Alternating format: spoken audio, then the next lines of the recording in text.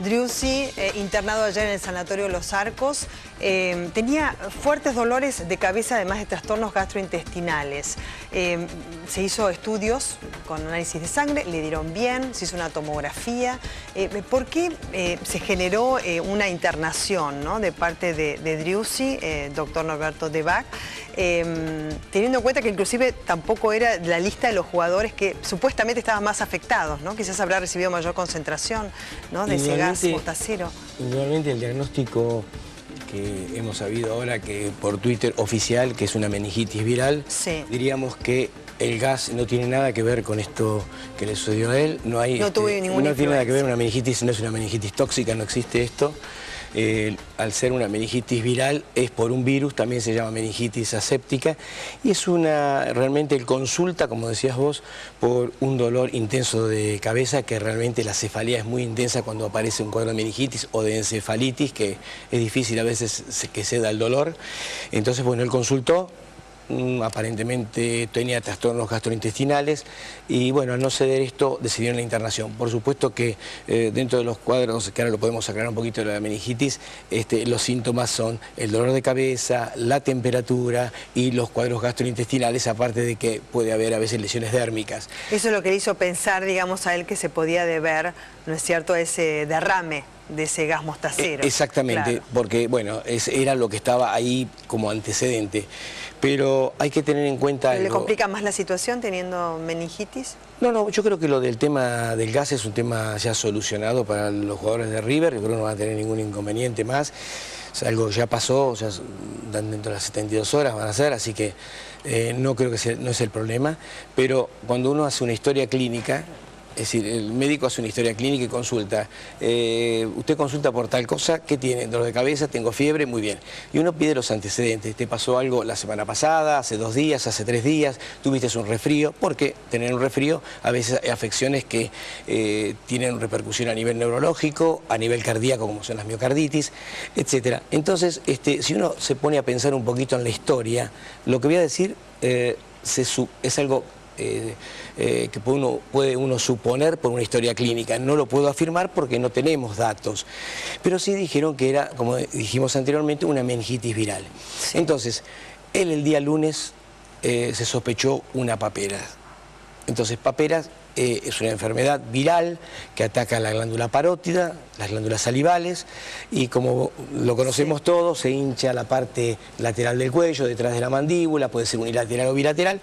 Y bueno, y ante esta alarma que surgió en River, hicieron las consultas pertinentes como corresponde. Seguramente, esto no lo sé, pero le habrán hecho ecografía de la parótida, se hacen análisis de laboratorio, y bueno, y dio negativo todo eso. Entonces, como no era algo muy manifiesto, se sospechó que era una foliculitis, es decir, una infección, para que los que nos están escuchando diríamos un pelo encarnado, que puede ser que produzca una infección local en la base del pelo de la barba.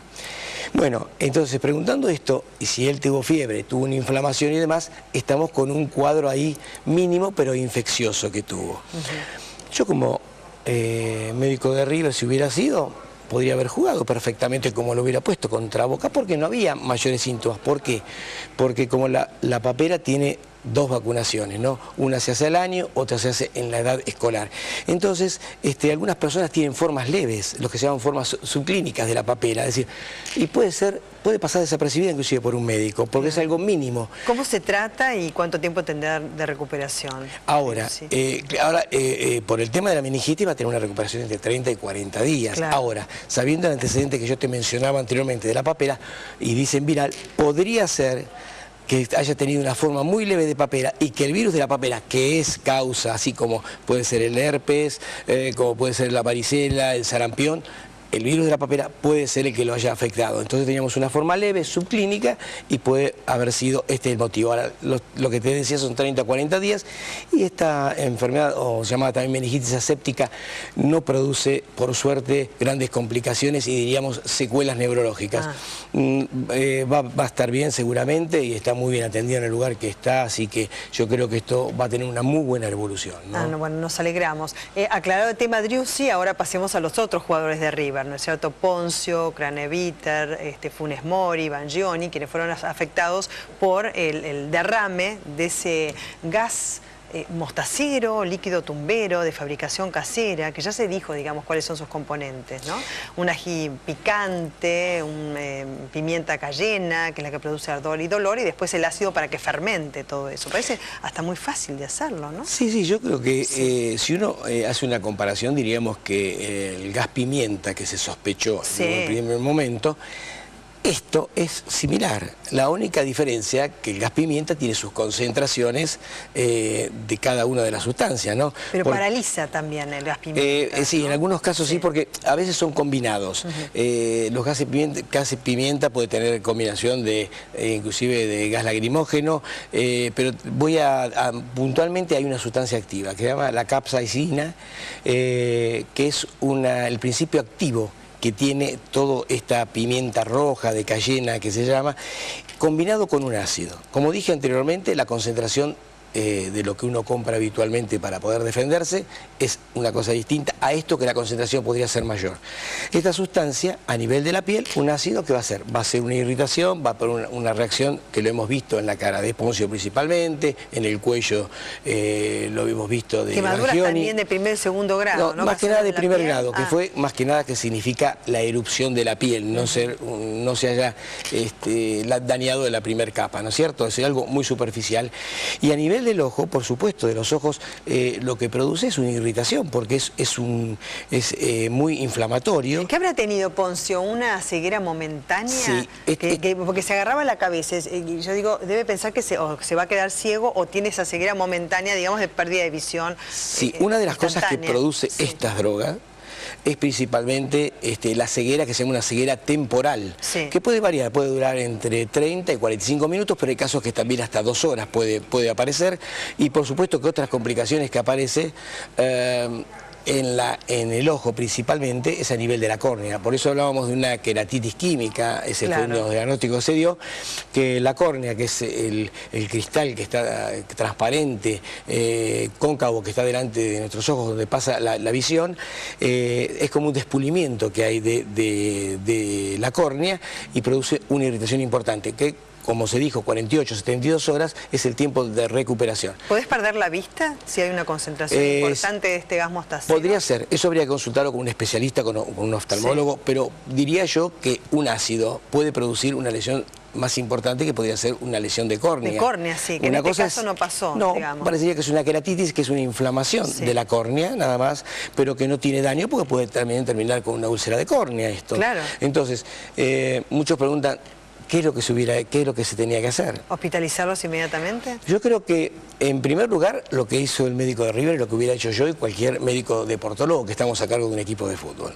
Es decir, agregar agua. En la casa, en la vida cotidiana, todos ponemos agua cuando nos entra algo en el ojo. ¿Estaba bien entonces que se tiraran líquidos? Sí. Porque viste que se cuestionó. Sí, se cuestionó, pero con el diario del lunes decimos una cosa distinta, porque una vez que sabemos lo que es, decimos agua no había que haber puesto. ¿Por qué? Porque la droga esta activa, la capsaicina, lo que tiene que no es hidrosoluble, es liposoluble, es decir, se disuelve con las sustancias grasas. Entonces, ¿qué quiero decir? Que para limpiar esto habría que haber tenido un jabón neutro, habría que haber tenido un aceite también como para limpiar las lesiones, pero nadie se va a imaginar que en un partido de fútbol va a haber un gas de estas características que va a producir esto, entonces tendríamos que tener en un botiquín gotas oftálmicas, una serie de cosas que a veces no se prevé, pero porque no es algo habitual que suceda esto. Ahora, yo creo que lo que se hizo fue lo correcto, pero lo que me parece a mí que se esperó mucho tiempo, más allá por las leyes que tienen, como el reglamento que se rige la Conmebol, es que si yo tengo un jugador que realmente no se recupera, lo estoy viendo cómo está recuperado, está el médico de Boca, está el médico del antidoping que estaba también, que está verificando esto.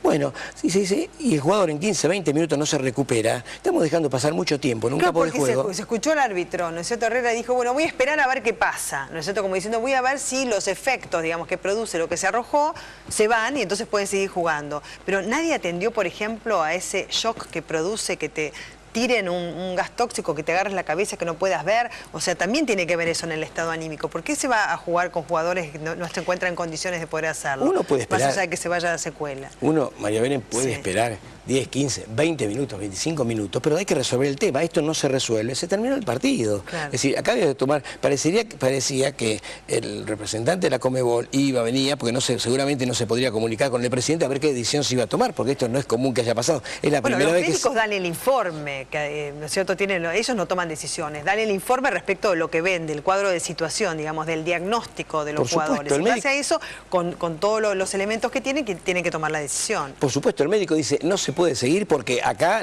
hay lesiones importantes, entonces, ¿qué es lo que vamos a hacer? Bueno, esto no van a continuar. Entonces la atención podía haber sido mucho más rápida y no 2 horas que después tuvieron que ir al Instituto del Quemado para verse. Por suerte, no hubo ningún problema, se solucionó. Yo creo que hoy los jugadores deben estar entrenando perfectamente porque son 48, 72 horas como era, ¿no? Y ganas tienen de seguir entrenándose. Bueno, muchísimas gracias. Y obligación también, ¿no? Porque siguen por los